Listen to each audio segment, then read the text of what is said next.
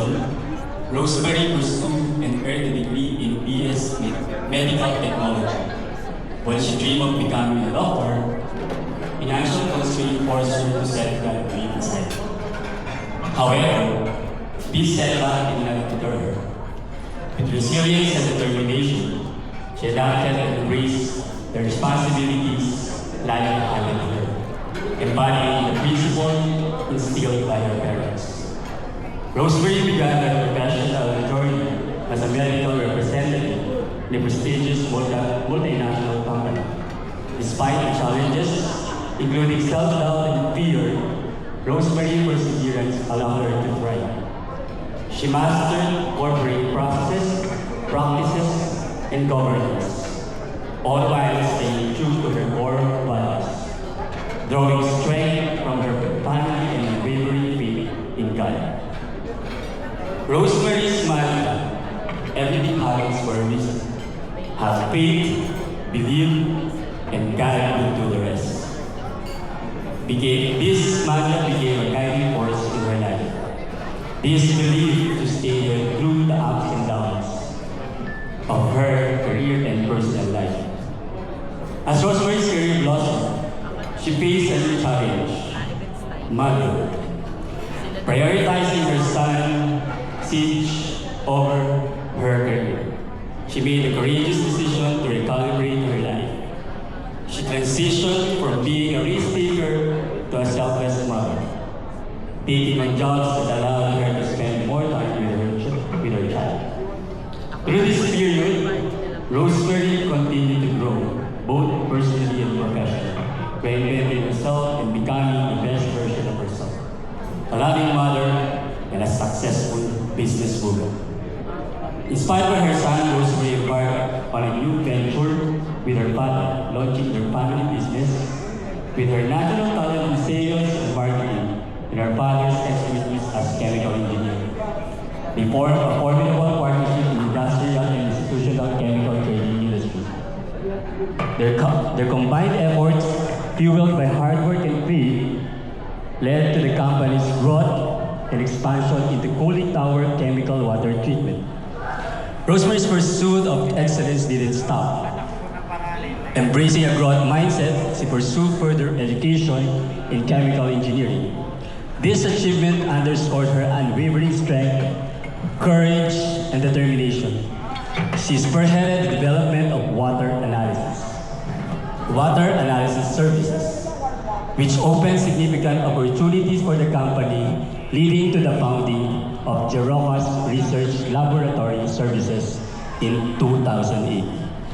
The company is a DOH accredited and DNR recognized laboratory, which is regulated by PNP, NRL, PIDEA, PRC, LLDA, and this company is a leading provider of laboratory testing services, primarily in drinking water testing, wastewater testing, and Legionella analysis across the Philippines.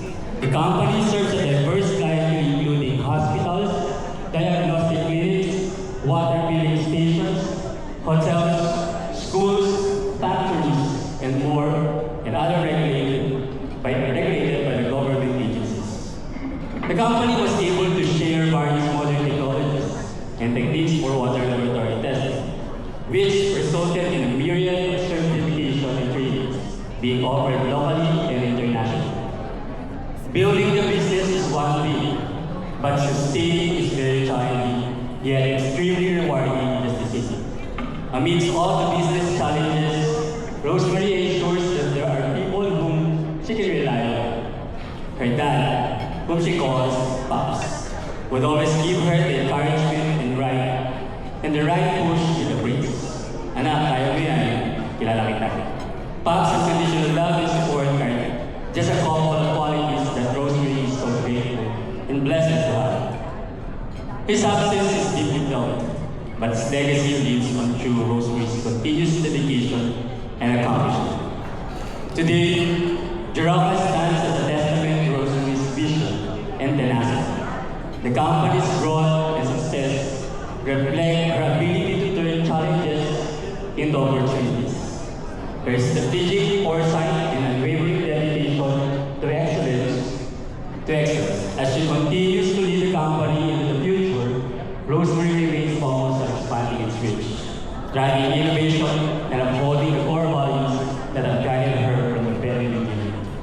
Rosemary continues to be grounded in heartfelt gratitude, crediting her success to the unwavering support of her family, her only child, Sage, her husband, Erwin, her best friend, and the VP of Operation, yours truly, Alvin, her loyal employees, and the wisdom imparted by her father, and most importantly, to our Lord God Almighty. Rosemary's journey is one of the resilience, a testament to the power of perseverance, faith, and the belief that with enough determination, anything is possible. The Lord is my light and my salvation. Whom shall I fear? The Lord is the stronghold of my life. Of whom shall I be afraid? Again, thank you very much. On behalf of Rosemary Isidora Torres, would like to express her gratitude to Golden Bloom Award, Annual Awards, for giving the opportunity or this recognition and amplifying the energy of every businesses, including Jerome's Research Laboratory Services. Again,